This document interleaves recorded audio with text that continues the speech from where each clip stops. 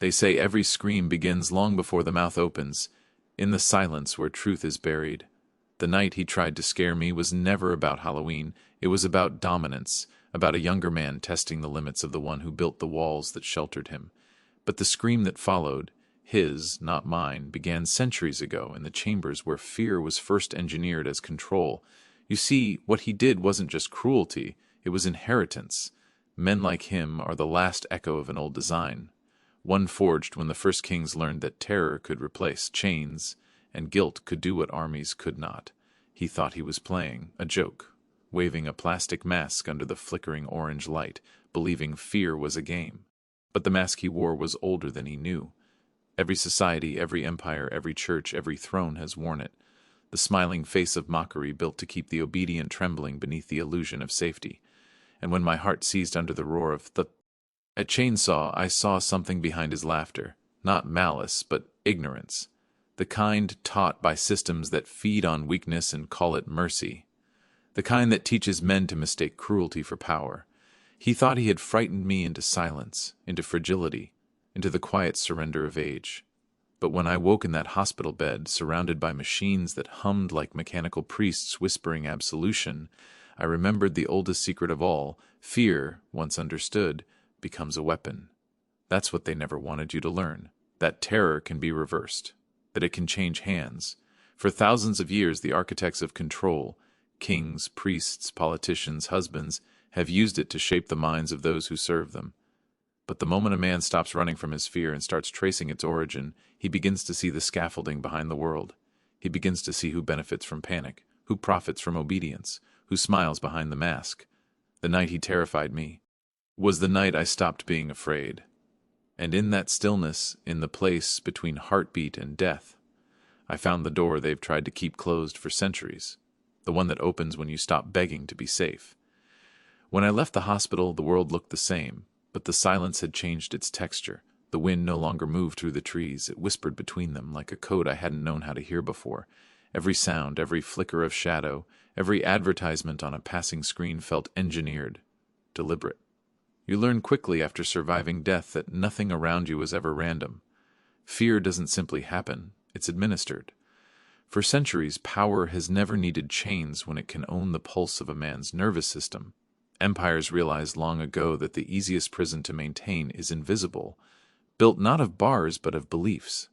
That's why they make you laugh at ghosts on Halloween, so you forget the real ones. So you mock what you should respect, and de-respect what you should question. My son-in-law thought he was just playing a prank, but he was reenacting a ritual older than language, the ceremony of humiliation, the initiation of obedience. The powerful have always trained their successors by teaching them to instill fear, to feed on the weakness of others, to see empathy as a liability. And that's how systems perpetuate themselves, through imitation disguised as entertainment. Every smirk he gave me, every condescending tone, was a rehearsal for tyranny. I could almost hear the echo of ancient amphitheaters where crowds cheered for cruelty, thinking it was sport. They still do, only now the arenas fit in our hands, glowing rectangles broadcasting suffering as content. But something happens when you survive the humiliation meant to erase you. You stop being the subject of fear and become its architect. You begin to see how easily minds can be tuned, how panic can be summoned like weather, how truth can be hidden in plain sight. Beneath layers of irony, the first lesson of control is this: make the victim laugh at his own pain, and he will never call it injustice. When I looked at Wesley that night, sprawled on my couch, eating my food, living under my roof, I no longer saw a man. I saw a continuation, a product of a 1,000-year experiment in submission, and I decided then the experiment ends with me. Because once you trace fear to its source, you stop trembling and start building the mirror that makes monsters see themselves. It began quietly, not with confrontation, but with observation. The moment you stop fearing a man, you start seeing the smallness of his power. Wesley's confidence wasn't strength, it was scaffolding, a fragile construction built from borrowed arrogance and unearned safety. He moved through the house like a conqueror, never realizing the ground beneath him had shifted. I didn't raise my voice, I didn't retaliate, I simply watched. Every pattern, every weakness, every dependency. The same patience that once made me the perfect victim now became my instrument. That's the first truth of revenge. It doesn't start with rage, it starts with clarity. I learned to listen the way predators do, not for words, but for rhythm, for disruption, for guilt hiding in laughter. The more he tried to assert control, the more transparent he became. Fear had once been my cage, but now it was his reflection. I noticed how he craved recognition, how he needed to be seen as clever, as dominant. So I fed it, gently, invisibly. Small compliments, false surrender, the performance of frailty. Let him believe he'd broken me. Because arrogance, when unchallenged, expands until it cracks. In that slow theater of pretense, I understood what power truly was. Not the ability to strike, but the patience to wait until your enemy hands you the weapon himself. When he mocked me at the dinner table, I smiled. When he boasted about teaching me a lesson, I agreed, and each time I wrote another. Invisible line in a script he didn't know existed. Control, I realized, isn't taken, it's returned to its rightful owner. The architects of fear, the kings, the husbands, the manipulators, all fall the same way. They underestimate the silence they've created. They think quiet means submission, when it really means calculation. By the time the week had passed, he no longer knew which words were his and which were mine. I didn't need to punish him, I only needed to let his own impulses finish the work. That's the secret they never teach, that revenge, when done with understanding, doesn't destroy the world. It restores its balance. He never knew the moment the air changed. He only felt the consequences as if a weather front had passed through his bones. My retaliation was not a shout but a tide, slow, inexorable, rearranging the shoreline of his confidence until the house he'd colonized no longer fit him. I began to puncture the narrative he'd built with surgical silence. Show up company. Imposed where panic was expected. Answer calmly where rage was baited. Refuse the performances that fed him. Men who practice cruelty as sport are fragile because they require spectacle, remove the audience, and the prank collapses into meaninglessness. So I stopped reacting. I refused the gasp he wanted, the drop of shame on my face, the frantic apology that would absolve him. When he staged small cruelties, a whispered insult caught on the wrong side of an open door, a scoff in front of friends, I returned only steadiness, precise questions, a quiet counterstory, documentation in the margins of ordinary life. People mistake visibility for victory. They believe if their act goes unseen, it does not exist, but the opposite is true. Silence catalogs everything. It makes the offender perform his worst impulses into evidence. Without fanfare, I began to rearrange the social ledger. A polite correction here, a factual recounting there, a patient refusal to dramatize. Neighbors, once casual and indifferent, started to notice the pattern. The house that belonged to my wife and me, the sympathetic nods when I passed them at the mailbox, the way I handled my recovery with small dignity rather than scandal. Wesley's arrogance, which thrived on being unseen as wrong, found itself exposed to ordinary moral light until the shadows he'd depended on thinned. He'd taught himself to confuse volume with authority. I taught myself to let the world measure him by consistency. His friends stopped laughing at the anecdotes he told because the punchlines no longer landed. Not because I'd sought to shame him publicly, but because my unflinching truth made his humor sound hollow. And the cruel instrument he wielded, the joke-turned weapon, lost its edge when nobody flinched. This is the cruelty of institutions taught to men. They believe power is a noise they can make, a terror they can broadcast. But real power is the silence that refuses to be terrorized. It is the clarity that watches. A man exhausts himself on his own lies until he is hollow. By the time the week finished, he was smaller in ways the eye could not at first measure. He began to misspeak, to over-explain, to gesture for empathy like a beggar showing an empty bowl. That is the sound of domination unraveling, not with a scream, but with the faint, repetitive rustle of someone searching for applause and finding only patience. He started waking earlier than usual, padding through the kitchen as if the floorboards themselves had turned against him. The man who once announced his presence with volume now whispered his own footsteps, measuring each sound as though it might reveal him. Guilt, when left unaddressed, has a particular rhythm. It hums beneath the skin like low-grade static. I could feel it radiating from him. The silence I'd built around us had become a mirror, and he could not bear the reflection. He overcompensated with kindness, bringing me coffee, asking about my heart rate, pretending calm. Concern he'd never shown before. But every kindness felt like a rehearsal for forgiveness he didn't deserve. That's the hidden cost of cruelty. Once you see yourself through another's steady eyes, you can't unsee what you've done. I answered him politely, always evenly, and that frightened him more than any accusation ever could. He began apologizing to others preemptively, confessing to small lies no one had asked about, trying to scatter his guilt into manageable fragments. But guilt doesn't dissolve that way, it only multiplies. At dinners he would pause mid-sentence, searching for cues, scanning faces for approval that never came. My daughter noticed. Neighbors whispered about stress, about work pressures. No one mentioned me, and that was the sharpest edge of all. I had vanished from the narrative of blame, leaving him alone with the story he'd written. I watched him rehearse his laughter, fail, and try again. I watched the mask slip, piece by trembling piece, until even he began flinch at his reflection in the window. That's how fear returns to its maker, not as vengeance but as recognition. The mind cannot live indefinitely inside its own deceit. Eventually it begins to suffocate. When I saw him staring at the unlit television one night, the screen reflecting only his face, I understood the experiment was over. There was no need for punishment. He'd become the haunted thing he'd tried to summon in me. Power had reversed polarity. The silence I'd offered him, once his weapon, now my gift, had completed its work. It had turned him inside out, until the only voice left in that echoing house was his own conscience whispering the truth he could no longer deny. Peace didn't arrive as forgiveness, it came as perspective. There's a difference between releasing a grudge and understanding it has nothing left to feed on.